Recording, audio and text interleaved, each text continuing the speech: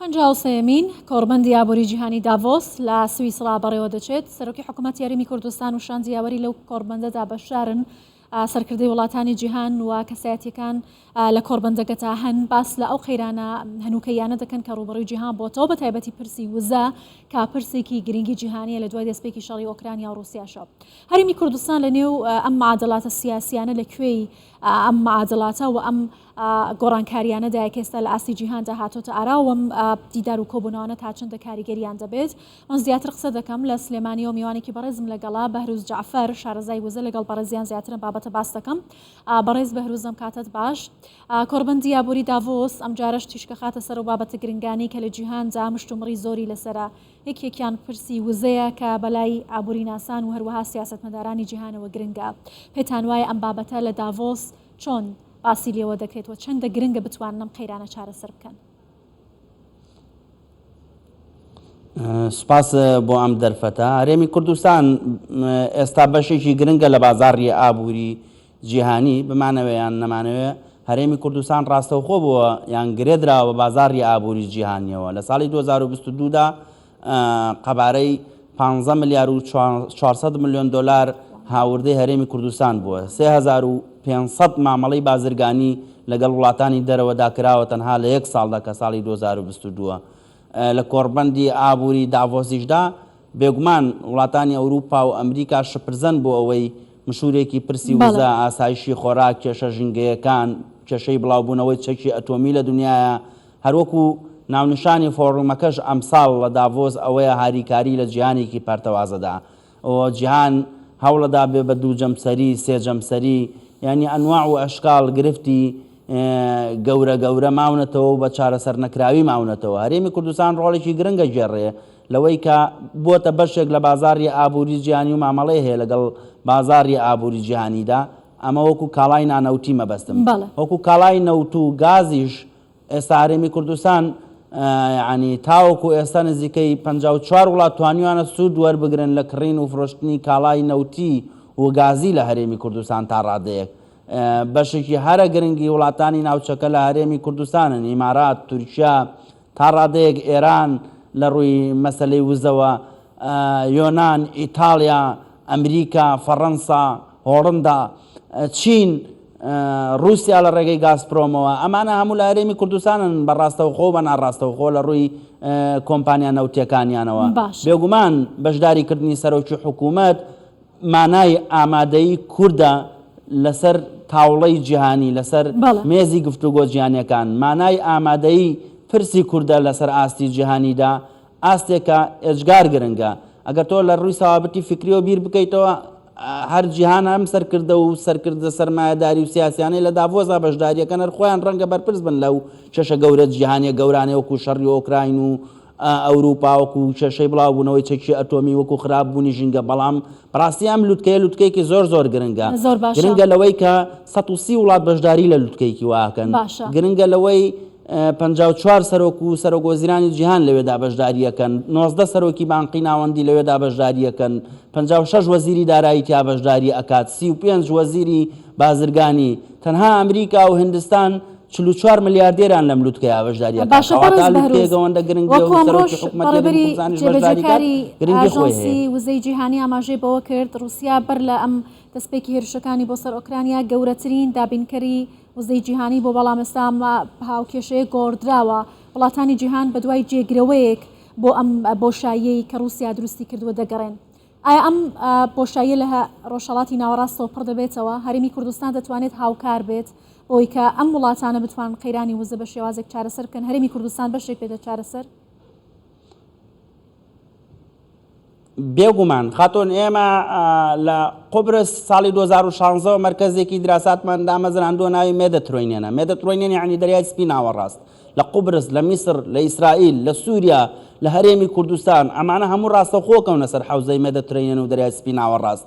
و ڕاستەوخۆش ڤۆندەرلاین سەرۆکی کۆمیسیۆنی ئەوروپا چەند مانگێک بەر لە ئێستا وتی ئەمە بە دوای جێگرەوەیە ئەگەڕێین و غازی وڵاتانی ڕۆژهەڵاتی دەریای سپی ناوەڕاست ئەوە ئەکەین. ئێستا مشتومڕ هەیە لە پشتی پەردەوە کە لە قەتەر و لە ئیماراتەوە ئیمارات خۆی ڕاستەوخۆ ڕاستە لە ڕووی جوگرافیشەوە ناکەوێتە سەر دەریای سپیناوە ڕاست غازی ئەوێ بگاتە دەریای سپیناوە ڕاست هەرێمی کوردستانی ژێرخانی هێڵی بۆڕی دەمێکە تەواو بووە بنیادنانی ژێرخانی هێڵی بۆڕی لە هەرێمی کوردستانە خێراترین بنیادنان بووە لە ناوچەکەدا و هەموو بۆڕەکان کۆنێکت کراون مەسەلەن لە کۆرمۆرەوە بە 170 کیلۆمەتر غاز گەشتۆتە چەمچەماڵەوە بە 123 کیلۆمەتر هاتۆتە هەولێر بۆڕی ئامادەیە تاکو و فشخابور ئەوە کەوتۆتە سەر ئەوەی هەرێمی کوردستان چۆن ئەبێتە بەشێکی گرنگتر لە چۆن بڵێ ئاسایشی ناوچەیی بۆی لە میانەوە ئاڵۆزیانیاوە بکات دەرفەتەکان زیاد بکات و مەترسیەکان خۆی دوور بخاتەوە.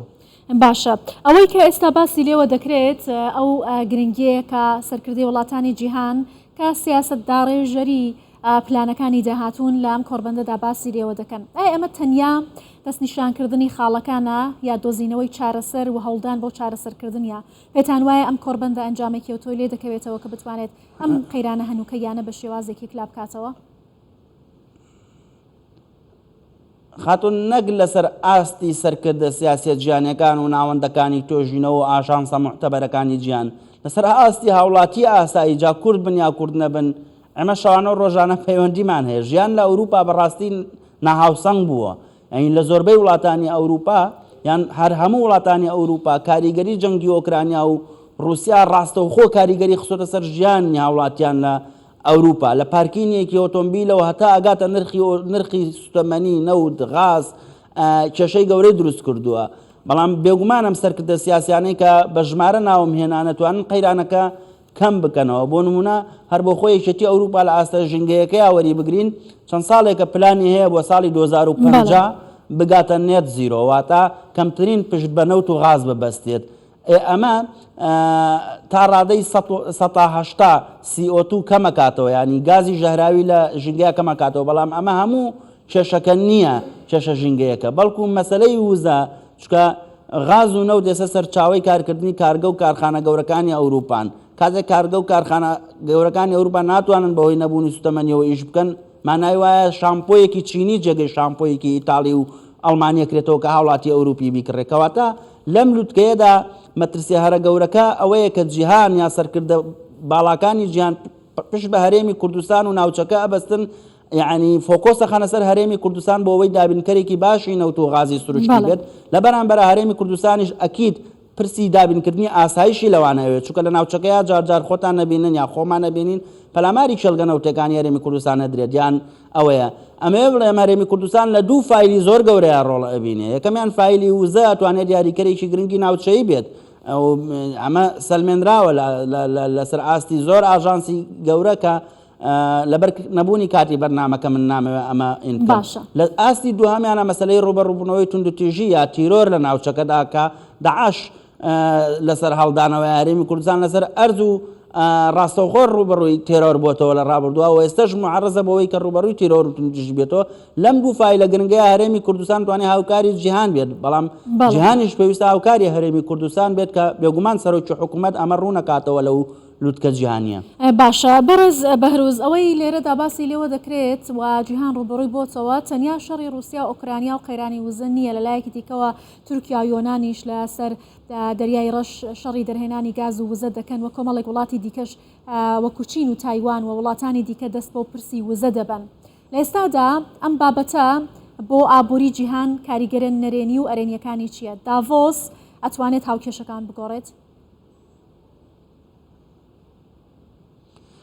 یەکێک لەو پرسیارە سەرەکیانەی بە تایبەتی چەپەکان یان کۆمۆنیستەکان ڕەخنە لە جیهانی ئابووری لیبراڵ و ئەوانە ئاگرن ئەڵێن داڤۆسیەکان هۆکاری سەرەکی ئەم قەیرانە گەورەیەن کە لەنگەری سیستەمی نێودەوڵەتی تێکچووە بەڵام ڕاستیەکەیە کە ڕاستێکی تیۆریە لە ناو زانستی پەیوەندیدە نێودەوڵەتیەکاندا ئێمە دیراسەیەکەینەوەی خوێنین ئەویش بە تایبەتی نێۆڕیالیستەکان پێیان وایە ئێمە هەمومان جاچە هەرێمی کوردستان بێت لە لادەیەکی هەرێمی کوردستان بێ یان نیویۆرک بێ یان ئیتاڵیا بێت یان تاران بێ یان هەر شوێنێکی دیکە بێت هەمومان بەشێکی لەم سیستەمە جیهانیە و هەبێ هەمومانیش لەسەر ئەوە بکەین بەرژەوەندی خۆمان بپارێزینەوە بە دوای هێز و سەرچاوەکانی هێزا بگەڕین بە مانایەکی تر ئەگەر بۆ نمونە لە تاران کە ژینگەیەکی زۆر پیسی هەیە و سەرچاوە زانستیەکان ئاماژە بۆ کە لە ساڵیانی ئایندەیە دانیشتوانی تاران تووشی هەراسانە بن لە ڕووی ژینگەیەوە. ئەمە مەسلەی ژینگە ئەگەر بە نمونە وەربگرین کۆمن گراوند، یعنی زمینەیەکی هاوبەشە ڕاستەوخۆ بێ بە مەترسی بۆ سەر وڵاتانی دیکەی ناوچەکەەوە بێ بە تۆپیکێکی جیهانی. مەسەڵەن مەسەلەی کۆچبەر کاتێکە لە پێشا لە ناوچەیەکە ئەمە کێشەیە بێ بە کێشەیەکی هەرێمایەتی کە لە دەریای ناوەڕاستەوە کۆچبەرە پەڕێتەوە، پرسیار لەسەر ئایندەی مرۆڤایەتی دروست دەکات کە مەسەلەی شەڕ لە یەمەن، مەسەلەی کێشەی تایوان، مەسەلەی بڵاوبوونەوەی چەکی ئۆتۆمی لە کۆریای باکوور، لە ئێران، لە زۆر شوێنی دیکە ئەمە هەیە.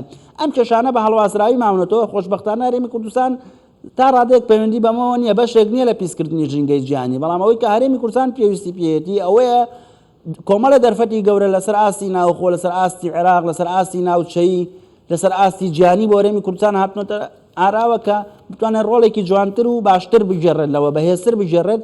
بێگومان ئەتوانێت ڕۆڵێک بگێڕێت ئەگەر یەک ڕێزیەک و یەک تەبایەکی زیاتر ناو خۆیان بەرجەستە بێت. زروفە ئیقلیمی یا عێراقی یا جیهانیەکە زۆر لەبارە بۆی هەرێمی کوردستان ڕۆڵ بگێڕێت بەو پێوەی ئەوان فۆکۆسیان لەسەر هەرێمی کوردستان ئابینی. ئەمڕۆ نێردەی نەتەوەی گرتۆکە نێردەی تایبەتی سەرۆکی ئەمریکا هاتووە بۆ هەرێمی کوردستان.